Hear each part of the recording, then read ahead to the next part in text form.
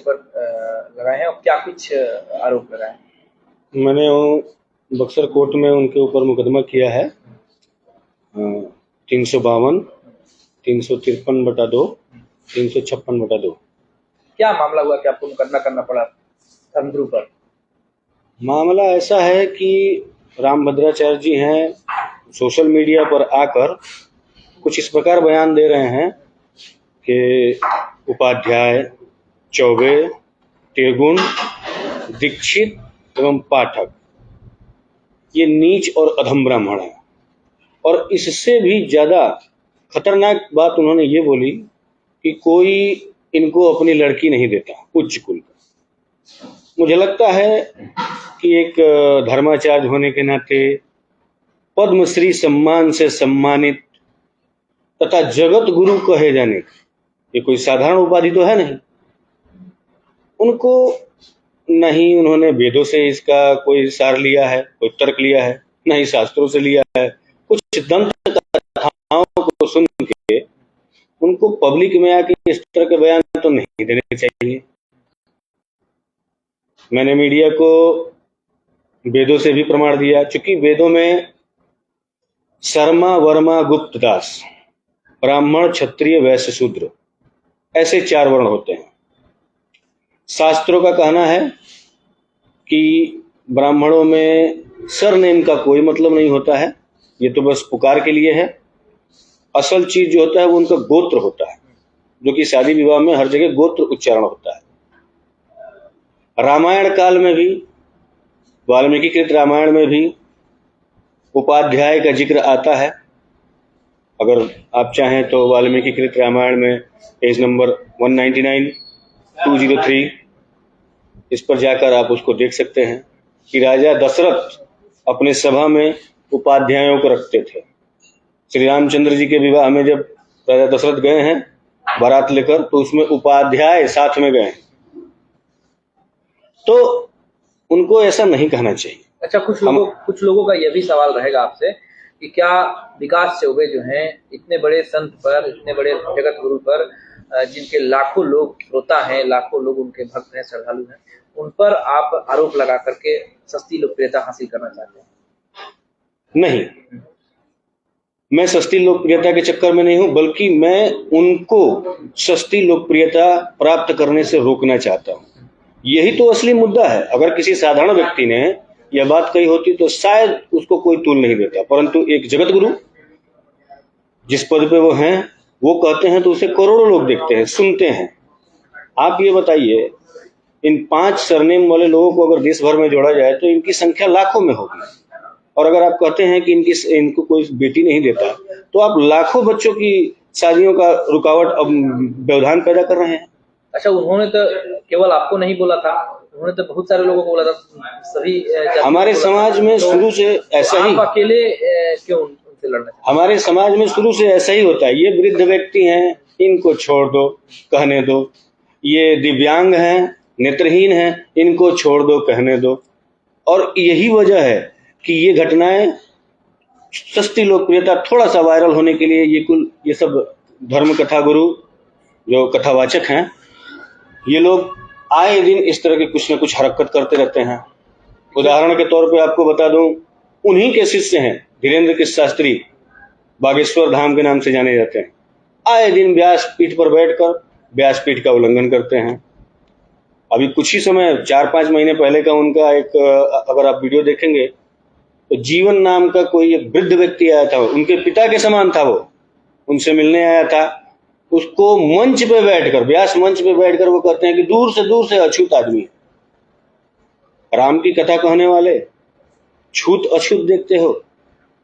जो राम मनुष्यों से ज्यादा पशुओं से, बानर भालुओं से भी प्रेम करते, सबको गले लगाते थे। निषाद राज्य से मल्लाह को साथ में बैठाते, साथ में खिलाते थे, गले लगाते थे। आप सच में राम कथा वाचक हो या सिर्फ कहने के लिए हो? जिस तरीके से आप सवाल खड़े कर रहे हैं, ऐसा लग रहा है आपके बयानों से कि आप निकट भविष्य में राजनीति का मार्ग जो है अपनाएंगे। जी नहीं, यह बात मैं आपको अभी ही निश्चित कर दूं, मेरा राजनीति से या राजनीतिक किसी भी पार्टी से कोई लेना देना नहीं है। मेरा लेना देना यही है कि धर्म के नाम पर जो पाखंड फैलाया जा रहा है, धर्म को किसी बिजनेस की तरह यूज किया जा रहा है, लोगों को भ्रमित किया जा रहा है, ये मैं इसके खिलाफ हूँ और मैं सभी से मिलूंगा, हर जगह जाऊंगा और लोगों को इसके प्रति खबरदार करूंगा कि आप पाखंड को न मानिए। अभी आपको ताज्जुब करने वाली बात बता दें, नासा वाले परेशान हो जाएंगे।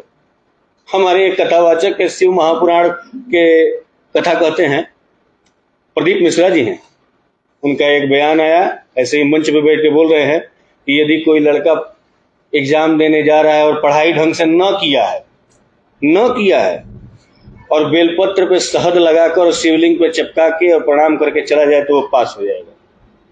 नहीं, लोगों की आस्था पर आप सवाल खड़ा कर रहे हैं। ये आस्था पर सवाल नहीं है। लोग शिवलिंग पर जल चढ़ाते हैं, लोग शिवलिंग पर बेलपत्र चढ़ाते हैं, वो शिव की पूजा करने के लिए चढ़ाए, ये अच्छी बात है। शिवलिंग के आपके मुताबिक कैसे चढ़ाएंगे आप? तो फिर लोगों की आस्था पर सवाल खड़े। आप यह बताइए, अगर इस बात को 140 करोड़ की जनसंख्या वाले इस देश में 1000 बच्चों ने भी सीरियसली ले लिया, तो उन बच्चों का भविष्य कहाँ जाएगा? सामने रोबोटिक जमाना आ रहा है, बेरोजगारी इतनी धीरे धीरे बढ़ रही है, तो उस जनता में क्या फैला रहे हैं? ये भ्रम नहीं तो और क्या है? आप जाति से ब्राह्मण हैं? हम जाति से ब्राह्मण हैं। फिर धर्म का क्यों विरोध कर रहे हैं? ये धर्म का विरोध नहीं है, ये धर्म के नाम पर किए जाने वाले पाखंड का विरोध है। मैं तो खुद कहता हूं कि सभी लोगों को सनातन के बारे में जानना चाहिए, सनातन को फॉलो करना चाहिए। लेकिन सनातन वास्तविक में है क्या? सनातन का मतलब होता है जो था, जो है और सदैव रहेगा, वही सनातन है, वही सत्य भी है। आपको लगता है कि आप जिस मार्ग पर चले हैं, उस मार्ग पर या जो विजन लेकर के चले हैं, उसमें आप सक्सेस हो पाएंगे? कोशिश तो मैं भरपूर करूंगा। लोगों का साथ मिलेगा आपको? बिल्कुल। आज हमारे पास उपाध्याय लोगों का, पाठक लोगों का, अब चूंकि दीक्षित इधर होते नहीं है, वो दिल्ली या दिल्ली के नजदीक इलाकों में दीक्षित लोग ज्यादा है। त्रिगुण लोग मेरे जानकारी में है नहीं, लेकिन ये जो 3 नाम है, उपाध्याय, चौबे जी, लोगों का भी काफी फोन आया था कि देखिए हमने तो उनको वृद्ध समझ के और विकलांग समझ के कुछ नहीं किया, आपने मुकदमा किया है, हम आपके साथ हैं, उनको माफी मांगनी चाहिए। और देखिए, मैं फिर भी कहता हूं, श्री राम भद्राचार्य जी से बदले की कोई भावना नहीं है मेरी, उनको सजा दिलवाने का कोई इच्छा नहीं है मेरा। अगर वो आकर मीडिया में माफी मांग लें, जिस प्रकार गाली दिया था पब्लिकली, उसी प्रकार माफी मांग लें। और मैं कहता हूं कि माफी भी ना मांगे, एक छोटा सा शब्द बोल दें कि हमसे भूल हुई, मैं 2 घंटे के अंदर अपना मुकदमा वापस ले लूंगा।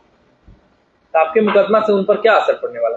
बिल्कुल। तो बहुत बड़े संत हैं, भारतीय संविधान है, अगर उसका उल्लंघन उन्होंने किया है, देर सवेर ही सही उनको नोटिस जाएगा, उनको आना पड़ेगा, जवाब देना पड़ेगा जज साहब के सामने। आप इस तरह की बात क्यों कर रहे हैं?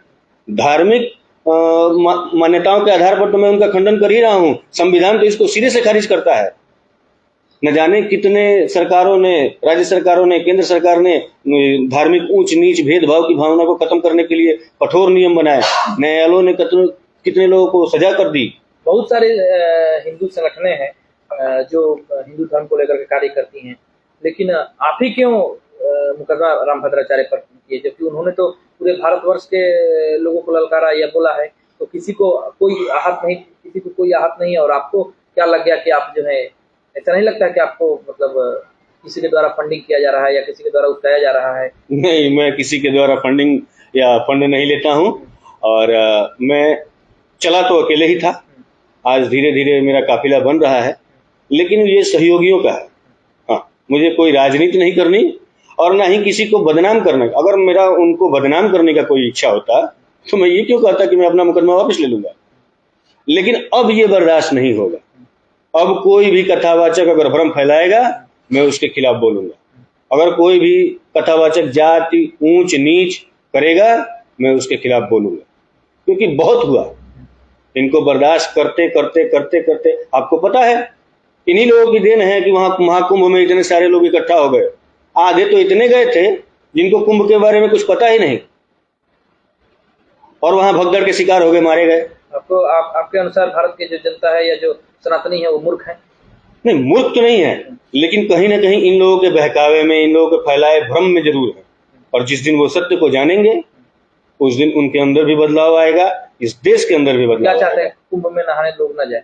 नहीं जाए, लेकिन कौन जाए जिसे कुंभ के बारे में कुछ भी जानकारी हो?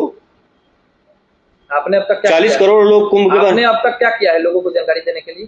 आप जितने सवाल भी खड़े कर रहे हैं। जितने लोगों को मैं जानता हूं सबको मैंने बताया कुंभ क्या है, मनुष्य क्या है, परमात्मा कहाँ है। परमात्मा को ढूंढने के लिए किसी पहाड़ पे जाने की जरूरत नहीं है, किसी मंदिर में जाके घंटा ढुलाने की जरूरत नहीं है, क्योंकि वो सिर्फ मनोरंजन है। मेरा मन जान गया कि मैंने कुछ किया। असल में परमात्मा को ढूंढना है तो अपने अंदर ढूंढिए, वो आपके अंदर ही बैठा है, वो किसी के अंदर नहीं है, किसी मंदिर में पर्टिकुलर यहाँ नहीं है। हर व्यक्ति के अंदर परमात्मा है, वही आत्मा है और वही आपके जीवन का सार है, उसी की वजह से आप जीवित हैं। लेकिन आप धर्म गुरुओं का इस प्रकार से उन पर आरोप लगा रहे हैं, ऐसे में आस्था के साथ खिलवाड़ और आस्था पर सवाल खड़े करने को लेकर के आप पर भी मुकदमा तो हो सकता है कि तो बहुत सारे आस्थावान लोगों का आपने आस्था को ठेस पहुंचाया है। तो मैं तो सत्य कह रहा हूं, वो प्रमाणित करें। अगर कोई कहता है तो उसे प्रमाणित करना चाहिए कि हाँ भाई इस मंदिर में जाओ वहां भगवान मिल ही जाएंगे, कोई गारंटी है? लेकिन मैं तो कहता हूं प्रत्येक जीव में आत्मा है और वही परमात्मा अंश है। इसी कंसेप्ट पर एक फिल्म भी आई थी, ओ माय गॉड। हाँ आई। सेम उसमें भी यही चीज बताया गया था, उसमें बहुत हल्ला हुल्ला हुआ था कि सनातन को बदनाम करने के लिए ऐसी फिल्में बन रही है। देखिए कुछ ऐसे स्टंट हो जाते हैं पिक्चरों में जो शायद उनके खिलाफ जाती है। मैंने इस पिक्चर को देखा नहीं है पर कुछ क्लिप जो मैंने आगे क्या देखी है। करेंगे आप? आगे क्या करेंगे? क्या विजन है आपका? मैं पूरे समाज को अवेयर करूंगा, सबको बताऊंगा कि अगर परमात्मा को ढूंढना है तो पहले आत्मा के पास जाओ और स्वयं की खोज करो, वही परमात्मा धर्म है। गुरुओं के खिलाफ आंदोलन करेंगे आप? नहीं, आंदोलन करने का तो अभी मेरा ऐसा कोई विचार नहीं है, परंतु जो पाखंड फैलाएगा उसके खिलाफ बोलूंगा, उसके खिलाफ समाज को जरूर मैं बताऊंगा कि ये झूठ है, इसके पीछे न जाओ। लोगों से क्या अपील करेंगे? लोगों से यही करेंगे कि सनातन को अपनाओ, प्रकृति को अपनाओ, क्योंकि बाकी सब कुछ नश्वर है, सब कुछ खत्म हो जाना है, लेकिन प्रकृति ही है जो सदैव रहेगी। और इन सब चक्करों में नहीं पड़ना, यहाँ जाइए वहां जाइए, दौड़ दौड़ के लोग परेशान हो जाते हैं।